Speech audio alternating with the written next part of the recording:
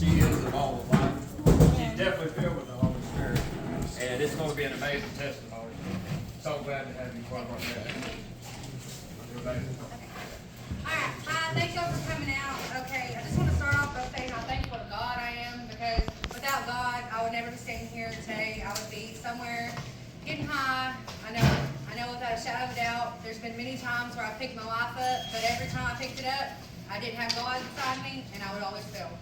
I also want to start out by saying thank you to my family, my church family. My sister and her husband has been so good to me in my recovery this time. Like, my sister and me have a relationship that I'm going to tell you right now. Different reasons. Before it was her, then it was me after she got clean for 15 years. It was me for 15 years, not wanting that relationship. Now we're best friends, and I have a lot of people that have my back, but I actually feel worthy of it this time. Okay, I'm going to start off by saying I was born May 17, 1994, to my mother, Karen Kelly, at that time, and my father, John Bradford. I was a complete shock because I'm the youngest of everyone, and there's 10 years between the last one and me. But I was a blessing. When I was born, my dad was sick with cirrhosis of the liver and complications from Agent Orange, where he served in the Vietnam War. And I spent every waking moment by his side until August 15, 1997, when he passed away. I stayed with my mom for about a year, and addiction to crack cocaine had set in. She sent me to live with my aunt, and my aunt raised me for about a year or so until she could get on her feet. When she got on her feet, I came back to live with her, and a couple years after that, my mom married my stepdad, Chip, which in this I'm going to say stepdad, but anybody who knows my dad, that was my dad, you know. When you're 3 years old and your father passes away, I really can't remember him, but I'm going to tell you that Chip was my dad, and he was my everything. A good man. He was a very good man, and I feel like for once in my life, I'm really making him proud. You know what I mean? Like, for a long time, he was probably really disappointed in me, but now I can say that he's saying that's my daughter. Okay. Well, I grew up in East End because when they got married, we moved out here, and they gave me a great life. Addiction was kind of always in my family because even when my mom got sober, she always smoked marijuana, which doesn't seem like much, but anybody knows that's just a gateway to other things. My mom and my dad worked as a diesel mechanic, and they sold marijuana to give me the things that I needed in life, but that also opened a lot of doors because our doors were open to everybody, so I grew up knowing everybody way older than me that, you know, was using, and most of them that use marijuana, they use other drugs as well. So anyways, I had the best life that I could possibly want. I had everything materialistic. I had four-wheelers. I went on vacations. They made sure I went to church and church camp. They didn't really attend church with me, though. I did well in school and played sports and cheered. My mom relapsed again when I was around 11.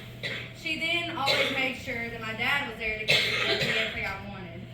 But that was like a permission statement for her not to be there. So I spent most of my life with my dad.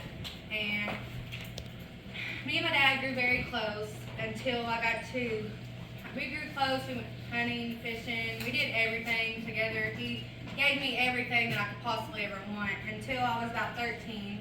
Then I started giving him a hard time, you know, because whenever you get older and you start to rebel, it was easy for me to say, you're not my dad. And you can't tell me what to do, because my mom was never home. She was always in her addiction. So I started giving him a hard time. At about 13, I started drifting away, smoking pot, skipping school with friends. I kept skipping school even when my dad would make sure I got on the bus. Like, I would get on the bus literally and then get off when I got off the bus, I would just leave school. And I ended up having to go to truancy court, and they made me go to Yale County Jail on the weekends and school during the week.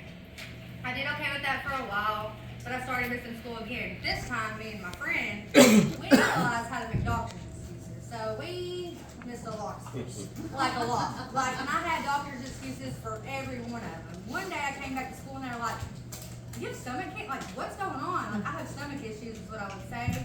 But they were like, you have like stomach cancer or nothing? And I was like, I couldn't really keep up with what all I was lying about, you know what I mean? Because, like, you know how that goes, like, I'm sick, well, you've been sick for 60 days, you know? So, and I mean, I literally would, like not go for, like, months. Okay, anyways. Forgot what you were sick of. Right. I was sick. And the whole time, well, I was getting sicker, you know, with other things, because I wasn't at school where I was supposed to. Anyways, about that same time, I started dating a boy. He was 3 years older than me, and he liked to take prescription pills. So there I was. Now I'm smoking marijuana. I'm taking prescription pills. And at that time, I was doing it to where, like, okay, so my mom and them knew I was smoking marijuana, but they thought I was going to school, so that was okay, you know. But they didn't know I was taking pills, and I was taking them like where they couldn't really tell I was taking them, but I was getting my foot right there in that threshold where the devil could swoop me up, you know. Okay, well, I was 16, and my dad was like tired of fighting with me about going to school. He was like, look, you're gonna get your GED, Rose. We're gonna do this. You're gonna at least say you have your GED. So I got my GED. I scored really high on my GED test, and I started working at Sonic and planning to go to school. On July 16, 2011, my father passed away in a tragic, fatal motorcycle accident. Okay, let me tell y'all something. Okay, like I said, my foot was already there in the threshold. So when he died that day, there was nothing, absolutely nothing that could keep me together. My life was in shambles. I started smoking meth. I started doing cocaine, taking prescription pills, drinking. I tried to do anything. Really, I wanted to die. That's all. I didn't have any hope for anything. I was alone, I felt. In complete shambles. My dad was my best friend. He was no longer there. He always had my back. Well, not anymore. I broke up with the boy that was 3 years older than me and started seeing one of my dad's best friends who had just relapsed on meth as well. He was way older than me. He was like in his 40s and I was 16, so that was a complete disaster. Let's see here. When you start using like that, you have to be able to pay for your habits. So I'm gonna be honest, like I stole campers, cars, boats. I mean, so here I am 16 years old, like backing up trailers to like people's, I mean, for all I know, you know, sadly enough, it could have been one of y'all's stuff. I don't know. I was in my addiction. And I can say that now because I'm not that person anymore. But it didn't matter what I had to do to get what I needed. I was going to do it, you know. My life was in complete destruction, and I didn't even realize how bad. All I wanted to do was stay high and self-destruct. I was hurt and didn't know what else to do. Along with my addiction and bad habits, like stealing, I developed a horrible habit of jumping man to man. I had no respect for myself, you guys. I didn't care what, like I said, I don't know if I was like father searching because it seemed like everybody that I got with was like tremendously older than me, but they just had a lot more problems, you know. You always think, you know, you always think that you get with someone older, they got it together. No, they just had a bigger addiction. They knew how to get it more. They knew how to steal it more, all that stuff. So, anyways, around April 2012, I found out I was pregnant with my son, Carver. I moved in with his dad and his grandparents and did my best to get ready for him. He ended up coming early on October 30th, and he had to stay in the NICU because he was 2 months early. His dad stayed in addiction through my pregnancy, and I had bouts with it, but as soon as I had him, I was right back smoking meth. So I'm going to be real. This is the first time I'm going to say this, and I'm not ashamed to say it because I'm not that person anymore. When I tell you I had bouts with it, I quit for like the last 3 months that I was pregnant, but I was on drugs the rest of my pregnancy. So, like I said, I had him at 7 months, so let's see, 4 months of my pregnancy, I was high. You know, and that's a horrible thing to say, but it's really what it was. Okay, I took care of Carver, but you can never be 100% when you're on drugs. Well, Carver was a couple months old. I attempted to leave his father. We were fighting a lot, and I thought that I wanted something different, but I think, honestly, now that I look back, I probably wanted freedom to do what I wanted to do without him, you know? And he took me to court, and he got emergency custody hearing saying that he found meth in the diaper bag. Now, I know for a fact he didn't find meth in the diaper bag, because I'm going to be real with you, I know that. I didn't pack the diaper bag. I'm going to tell you, my mom did. But I know that there was nothing in the diaper bag because I checked the diaper bag. I didn't have, whenever I got to the point where my addiction was like that, my kids weren't around me, and that's the only thing that I can say good about my addiction. But they did a hair follicle test on me, and they asked me if I thought he was on drugs. Not wanting DHS to get involved, I told them no. So at that point, when I was in the courtroom, it was like me, my grandfather, who had Alzheimer's, barely could get me there at the time, my son, my son's dad, and his lawyer. And they asked me, they said, do you think that he's on drugs? And I said, no, sir, I do not. Well, I knew that he had a stable place to stay and he had a good family. It ended up being the best decision I ever made. Total defeat though, because after the test came back, I was dirty and they took custody of Carver from me.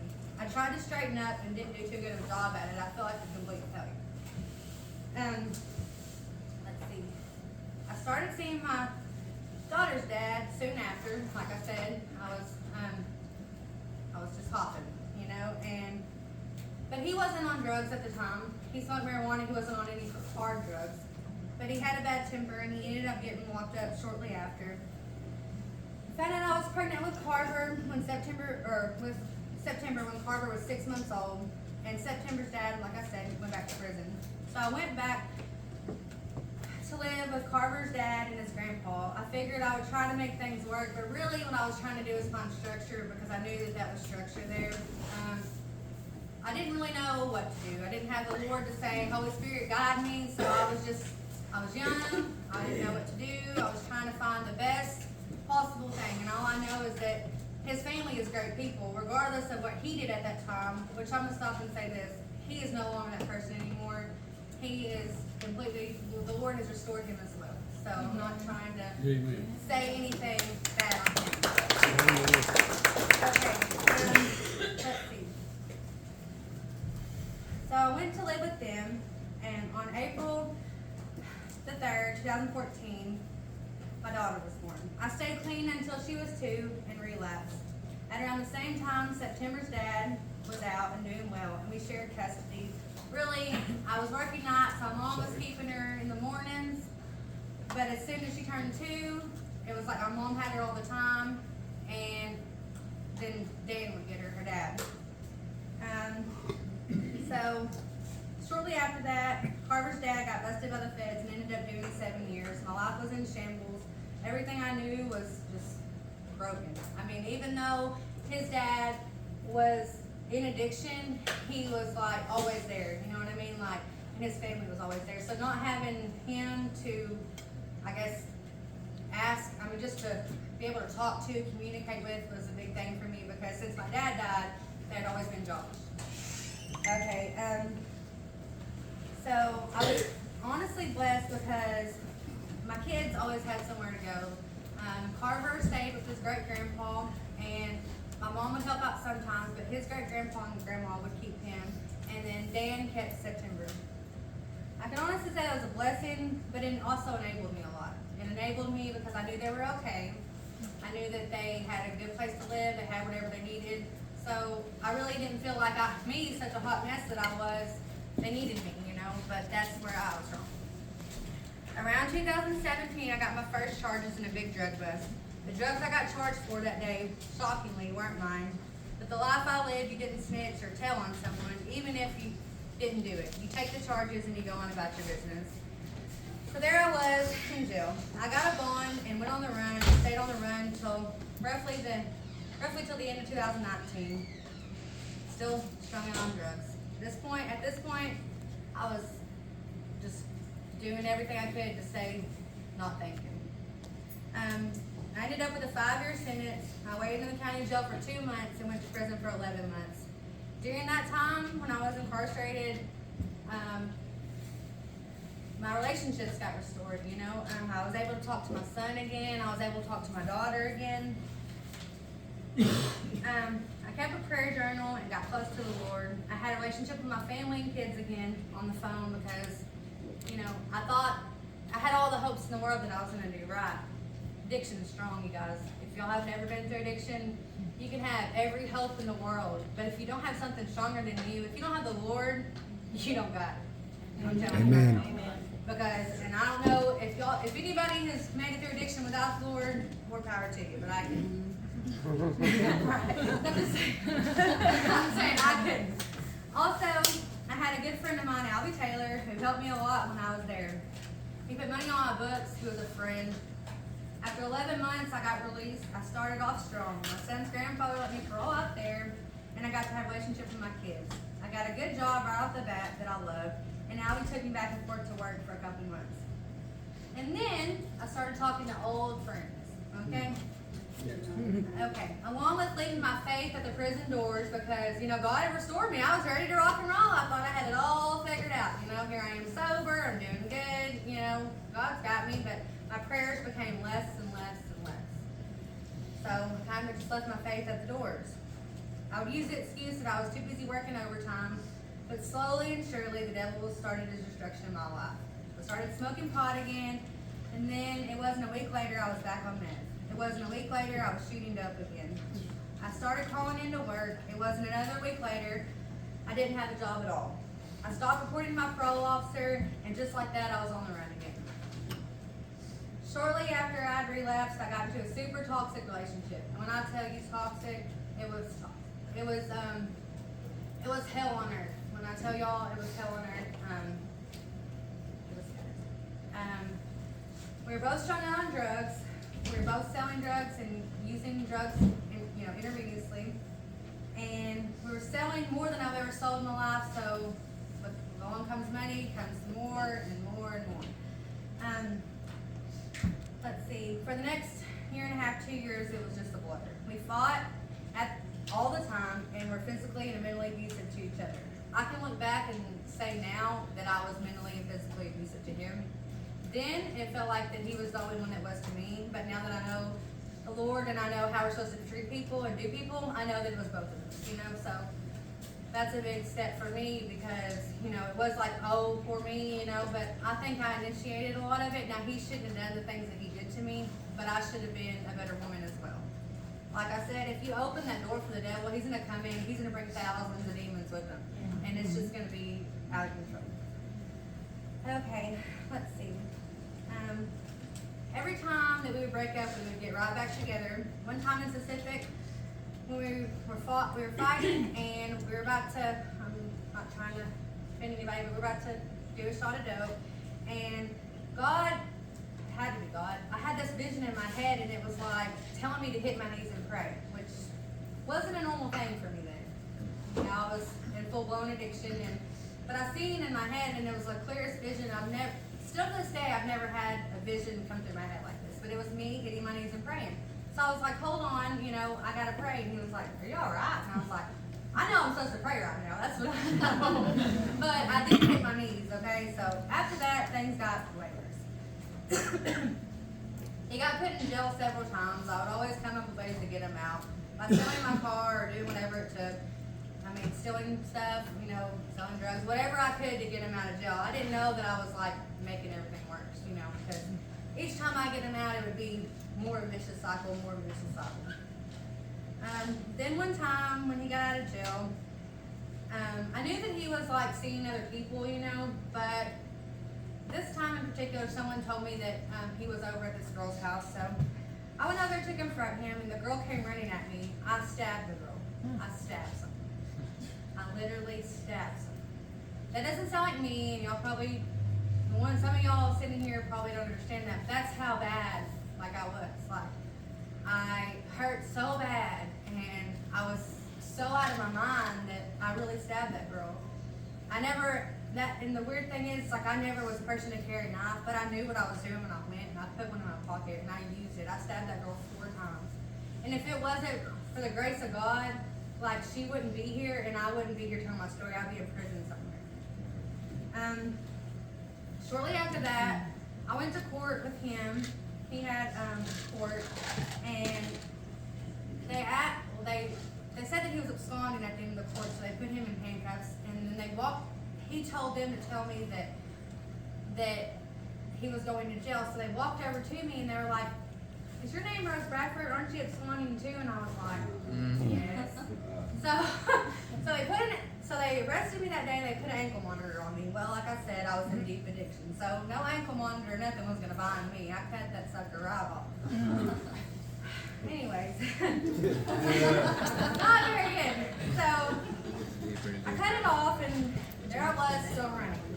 He ended up going to prison a couple months later, but I did not. God kept me out, y'all. And he kept me out, and he kept me out. And I would get pulled over, and they would say they weren't taking absconders, which I've never even heard of that, but apparently it's a thing. They're so full, sometimes they don't. So they would just let me go. And I'd be like, okay. But anyways, I was out there at this point selling drugs, disrespecting myself in every way possible. My mom didn't want me around. And that was a big thing because my mom's been there before. Like, she's not there anymore. Like, she's been clean off the crack cocaine for like 10 years now. But my mom didn't even want me around. And my mom's always got my back, especially because she's been there before. You know what I mean? So, okay, so she didn't want me around. My sister wasn't answering. She didn't want to talk to me. She didn't know what to do. She didn't want. I don't know. I can't speak for her, but I know that. I think that I was just a lost cause for everybody. They hoped that I would do better, but they got tired of, I think Al would sit there and say, they either figured I was going to end up dead somewhere, or I think that's what everybody thought, you know. I spent the next 8 months or so hotel hopping, doing meds, taking pills, and drinking alcohol, and selling drugs to pay for what I was doing. Had been seeing Eric Hadley's dad at that time, and we were both deep in addiction. But I kept having a tugging at my heart to get my life together. I was tired. At the end of November, I turned myself in, and they gave me an ankle monitor. I was told to keep it on until they called me to the bedroom. I did this time. I didn't cut it off. And I was so shocked that was like even, I was so shocked. That was another God moment. God was like, okay, obedience. We're going to give you this ankle monitor. We're going to see what you can do. So that's what happened. So this time I kept it on. Okay. Around the end of December, I found out I was pregnant with Hadley. And due to my crazy lifestyle, I'm going to be honest with you guys, I didn't know who Hadley's father was. I didn't. We know now. We know now. Anyways, and due to my crazy lifestyle, I didn't know who her father was for certain. I did my best to get off drugs, still smoking marijuana, and until the day of January 23rd when I went to prison. I did a 60-day PV because I turned myself in instead of a 90. While I was there, I gained my sobriety. When I got out, I came to live with my mom, and Eric would stay there too until he got arrested at the end of June. Okay. When he got arrested at the end of June, God had made me so strong at that point that it wasn't really nothing. I knew that he needed to get his life together anyways, and I feel like God's time is always right because, I was hoping that he would have done it whenever, I was there, but he didn't. But God set him down, and I stayed sober and positive. I knew that no matter what or who was behind me, that I wanted a different life. Hadley was born August 30th, 2024, also Eric's birthday. I was the happiest mom alive. When she came out, there was no doubt that Eric was her father. I had took her to see him once, and she talks to him on the phone daily. He decided to get out and be able to change his life and be able to raise her. Okay, I've been having bouts in my mind, everything. I've been having bouts about because I have been in addiction, and I've said 1,000 times, okay, I'm gonna do differently, all right? But I've been praying about this, and God's telling me that give him a chance, because you never know where someone's at. At first, I was nervous about trying to do it, but I'm going to listen to him because every time I listen to him, he never lets me down. So when he gets out, we're going to have a family that pleases God. If we can't have a family that pleases God, we can't have a family together. He can be a dad to Hadley, and I can be a mom to Hadley. Amen. But if we can't be a family that pleases God, if he's not in church with me, if he doesn't do the things that he needs to do, we cannot be a family together. But I will not fall regardless because God's got me. Amen. Okay. All right. One day, a good friend of mine, Bill Bowen, came to my house to see Hadley. When he came to my house to see Hadley, he invited me to church. Ever since the first day that he invited me to church, I've been here. Amen. Every Wednesday, Sunday, and Friday since. I haven't missed. I think I missed one Sunday, and that was to take Hadley to see her dad. Okay. Let's see. I was all in it for the Lord and ready to do everything I could to show my appreciation for him saving my life. I got baptized on October 28th. That is the day the new Rose was born. And here I am reintroducing myself every day. I'm so happy to say that I haven't had a drug craving at all. My smile is contagious. Yes. I don't have a temper at all anymore.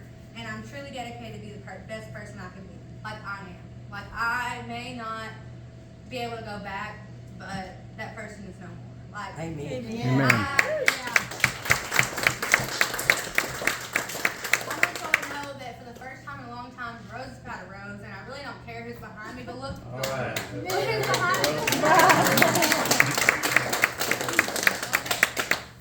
I do my very best to help everyone I can. I help at church when needed, and I'm always listening ear and helping hand for anyone. I know God has a purpose in my life for me and my children. My son and I text often and are working on rebuilding a relationship. Let me tell you something. Anybody who's been in addiction, it don't just come together. I mean, everything else is it's like, and other relationships will come right back. But when you break a kid's heart for so long, like I did, it takes time. And I have learned for once that it does take time. Like last time when I got out, I got discouraged and it hurt my feelings because I just wanted my son to feel like I was his mom. Now I know that like I have to continue to do what I need to do and to show him because I have to show him. I have to prove to him that I'm not that person anymore. Yes. You know, he texts me often and we're working on their relationship. My daughter does the same. They come to visit. Like I said, it's not something they don't come to visit all the time, but I let them do it as they want to, and I'm hopeful in the future that they will more. People trust me and look up to me, which an addiction would never happen. My family enjoys being around me. I no longer seek validation through a man. When I say that, y'all, I'm so happy. I don't, you know what I mean? I don't, as long, I don't have to do that anymore. I don't have the lust in my eyes like I used to. I'm learning myself daily and look forward to the future. I do not fear because the Lord has my back. Yes. I'm so excited to be able to tell my story, hoping to be able to give someone struggling out there hope. Look, I was the bottom of the barrel. I was the bottom of the barrel. I was one of the biggest junkies out here in East End. I was one of the biggest dope salesmen out here in East End or surrounding areas. I have been through, stole, lied, done everything you could possibly think. But God.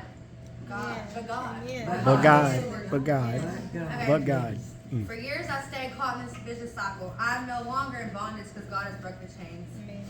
Also, I want to give thanks not only for my own life, but my mother's life. Like, she's a big part of my testimony. When I tell you, she missed out on so much. My mom does not miss out anymore.